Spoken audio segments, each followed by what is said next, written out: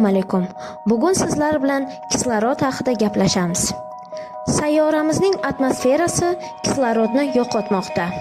Xayriyatki, so'nggi 800 ming yil ichida bizni jiddiy tashvishga soladigan hajmlar haqida gapirmayapmiz.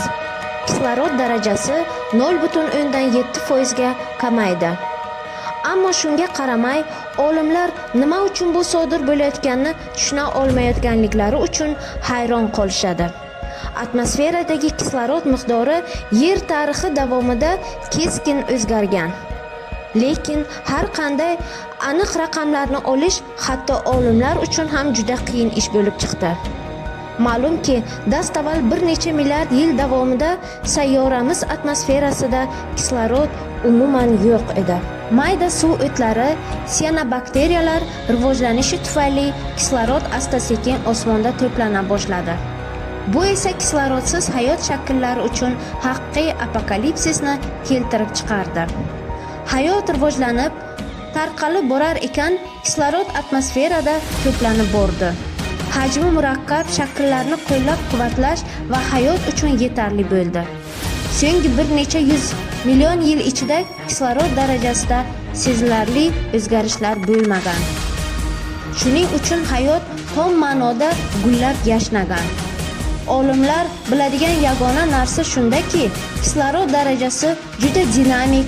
Insonlar va hayvonlar har soniyada kislorod iste'mol qiladi. Bizga fotosintez sifatida ma'lum bo'lgan jarayon natijasida uni ishlab chiqaradigan o'simliklar atmosferadagi uning darajasini saqlab qolishga yordam beradi. Bunga ishonish qiyin, lekin hatto silikat jinslar ham agar muammolarni uzoqroq muddatda ko'rib chiqsak, kislorod iste'mol qiladi.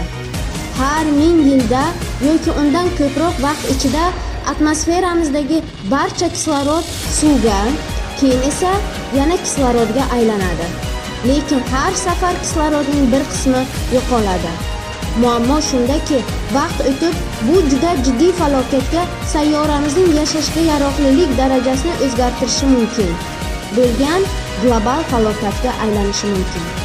Sayyoramizning yashashga yaroqlilik darajasini o'zgartirish uchun olimlar bu o'zgarishni darajasini o'lchash mumkinmi yoki yo'qligini aniqlashga qaror qilishdi.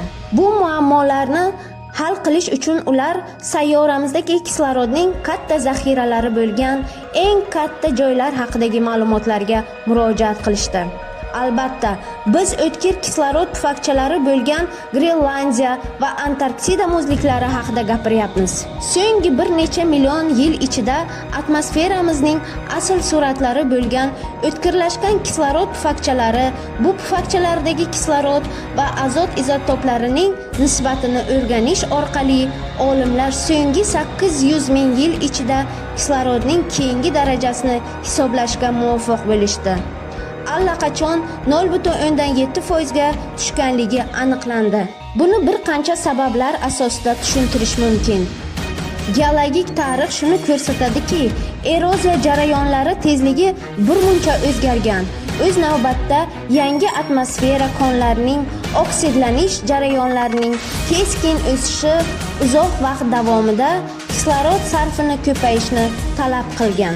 Agar sayyoramizning o'rtacha haroratida so'nggi bir necha million yil davomida doimiy ravishda qor yog'ib, okeanlarda haroratning pasayishi, eruvchanlik darajasining pasayishini hisobga olmasak, uzoq muddatli iqlim o'zgarishi ham rol o'ynashi mumkin. Kislorod miqdori ortadi.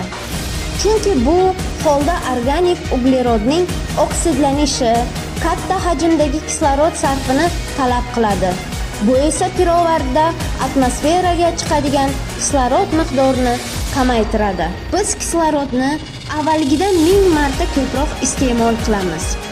Insoniyat millionlab va hatto milliardlab tonna uglerodni yoqib, kislorod aylanishini jiddiy ravishda qisqartirdi. Izoh berdi olimlar va ular bizni ishontirsalar-da, yaqin kelajakda sayyoramiz tanqidiy narsani yo'qotmaydi.